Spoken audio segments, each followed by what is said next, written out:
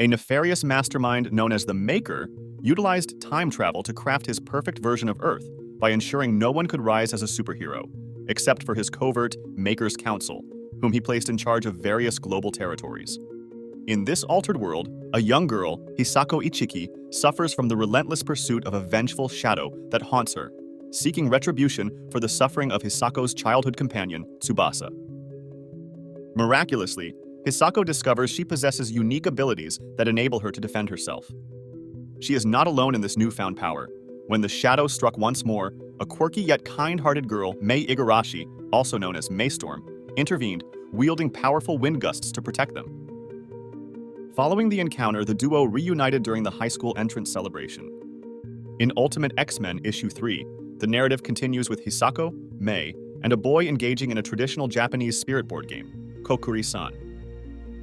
The game is peculiar because disregarding the rules or omitting a step can result in a persistent spirit possession, continuing to haunt the player with misfortunes even after the game concludes. An unexpected young boy joins them, seemingly controlling the 10-yen coin used in the game with his mental powers. 2 years later, Hisako stumbles upon a 10-yen coin at school. When Mei inquires, Hisako is evasive, mentioning it stirs a memory but remains vague. Meanwhile, Mei, engrossed in her phone, discovers an online discussion about Tsubasa involving children who had recently perished. When Hisako inquires about the origin of Mei's wind powers, Mei admits she is unsure. She explains that her need for the power was so intense that she simply willed it into existence. Rewinding a few months, we see Mei with black hair, absorbed in her phone. She seems to be browsing a profile of the X-Men Storm, another manipulator of weather elements much like herself. Mei's mother asks her to introduce herself to the neighbors after school, a task Mei agrees to do, albeit reluctantly. After school, Mei approaches a neighbor's house when suddenly a scared cat darts out and hides behind her foot.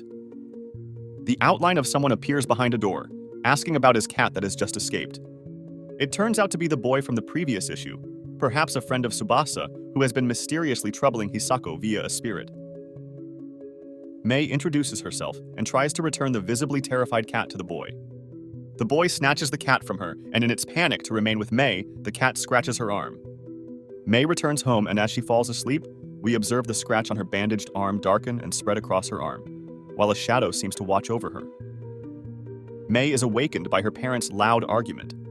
Her mother accuses her father of infidelity and laments his disregard for her existence. Mei suggests her mother leave him, asserting they don't need him. Her mother reacts angrily to her disrespectful comment about her father. Her father bangs his hand on the table, approaches Mei and grabs her arm tightly, causing her pain. He then strikes her across the face and returns to reading his newspaper.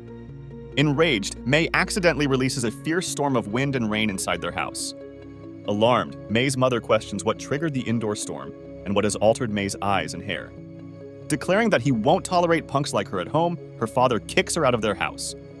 This moment is interrupted by a ball hitting Mei's head, snapping them back to her, recounting the emergence of her powers. We then see a girl named Nico Minoru declining to join a kickball game with other children.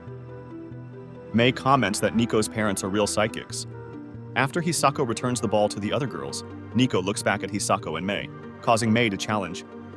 What? Peering through a magnifying glass, Nico observes. Interesting. You two are mutants too. A puzzled Hisako and Mei echo, Two?